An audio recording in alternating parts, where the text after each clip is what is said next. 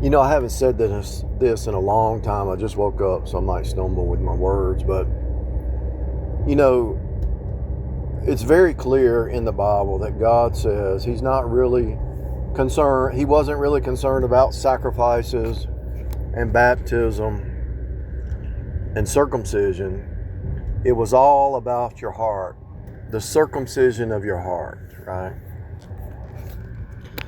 And so, when God is speaking, He's really clear.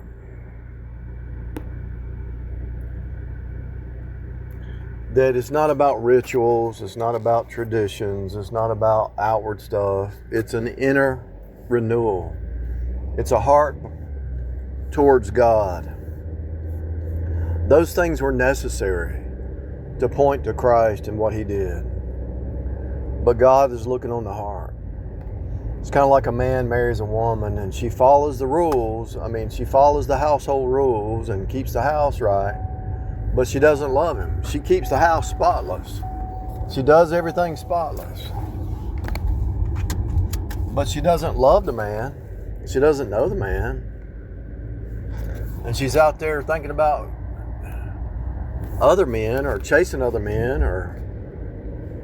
so she's really like doing the rituals, doing the cleaning, the washing of the clothes and cooking the meals and helping him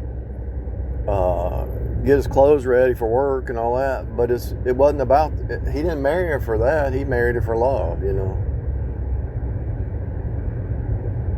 And the same with the woman, you know, the woman marries a man. She just wants to be loved. It's not about the sex. It's not about the gifts or the clothes he buys her or the house he bought and built for her or whatever. It's about the love, you know. And so that's what this whole thing's about. And I'll post. I've already, just to confirm what I'm saying. I already knew it, and I didn't really need to confirm it, but I wanted to just Google AI and see what AI said. There's more to it, but the gist of the matter is God is looking for hearts towards Him, and that's it. If your heart's right towards God, you're going to do right, you know. So if the woman loves the man, she's not going to cheat. She's not perfect. Let's say he comes home and the house ain't clean. She's going to say, you know, I didn't feel good today. I'm sorry. I just was sick.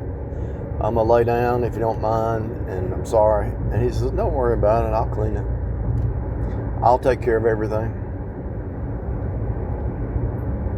Or she said, the kids wore me out. I just don't feel like getting up right now to make you food. And he said, I'll get up early and make the food and bring you breakfast in bed, you know, something like that.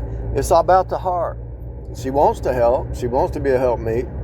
They both are one, so they work together as a team, not because of duty.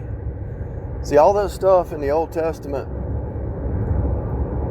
was doing your duty.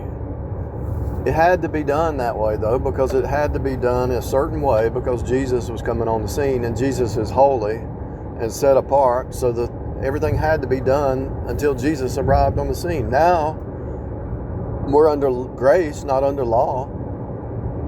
And so, let's say there is a husband and wife. Sometimes the roles, sometimes he's sick and she goes to work and takes care of him. Sometimes she don't feel like cleaning the house, he vacuums the house. It's not a concrete thing. It's grace. It's about love. So when people really love each other, they go the extra mile for the other person. Both ways. It don't have to be set in stone. Oh, it's got to be this way because my mama did it and my grandmother did it and the society is doing it and everybody's doing it. No, it's love. If the man's out there mowing the yard, he's sweating, and his wife says, he needs some water. She takes him some water, a big glass of water with a bunch of ice, and she takes him the water and gives him the water, you know.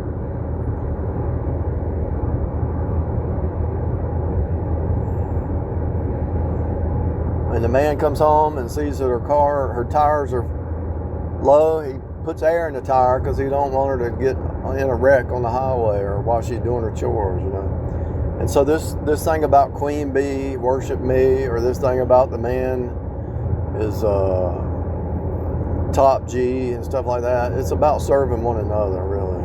It's about the heart. If the heart ain't in it, it ain't going to work anyway. If the heart's not in it, it's not going to work. If the heart is not in it, it'll never work. You can follow every rule under the sun, every rule in the book, and it'll never work. It's all about the heart. And the two people, this could be a business where it's a team. The team or the two people have to figure out where the happy medium is. And there's always going to be times when it's with a little bit of stress in there, but they sacrifice for the other one. And it's not even about comparing. You did more for me than I did more for you. That's not what this is about.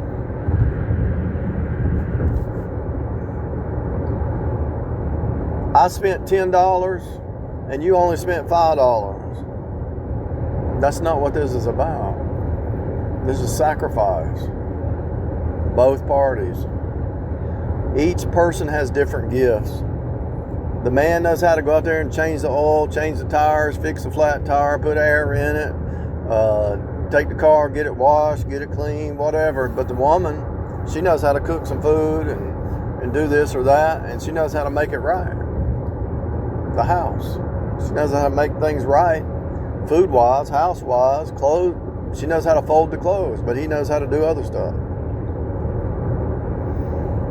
He knows how to get on the roof and clean the gutters and repair the roof, fix a door, fix a window, fix a shelf, fix a washer or dryer. He can do it. He can do that kind of stuff. She can't, but she can do other stuff. It's sad, but in the 3D, there are times you have to do stuff in the 3D. 3D is actually a place of doing something, you know. But some people are lazy compared to somebody else. But that person is not lazy to compare to somebody else. So it's all about relative. Why are you being so lazy? Well, I'm not really lazy. You're just a workaholic. What's his name next door? He don't do nothing. My point is, it's all relative, and it's not about who's doing more, not doing more, or doing this. It's about love and both people putting the same amount of effort in according to their ability. They have different gifts, spiritual gifts, physical gifts, mental gifts. Everybody's got different tolerances, all that stuff. There's a lot more to it than just rules and laws and roles and sacrifice. Who did more sacrifice? It's all about grace. So when he talked about the baptism, he talked about the circumcision, he talked about the sacrifices. He says he don't care about that. It was necessary to point to Jesus and what Jesus did, but it was more about your heart. He wants a circumcised heart. He wants you to sacrifice, if needed, for His glory down here. And He wants more of a spiritual baptism than anything. You must be born again. You have to have a spiritual baptism. John chapter 3 is talking about a spiritual baptism, not a water baptism. He told Nicodemus, he said, "You're such a teacher of Israel and you don't know these things?" He said, "Man is born of water and the Spirit. The water is the woman's water, born out, from the woman. Her water breaks. But the spiritual birth is from above. It's unseen." He says the wind blows where it will, but you can't see it, but you know it's there. That's how the Spirit works. You know when somebody is Spirit-filled. You know when somebody's speaking truth. You know somebody who's saved. That's why the world persecutes the saved, because the world is still under the Old Testament law. They're in the wrong dispensation. They're in the wrong dispensation. This is the age of grace.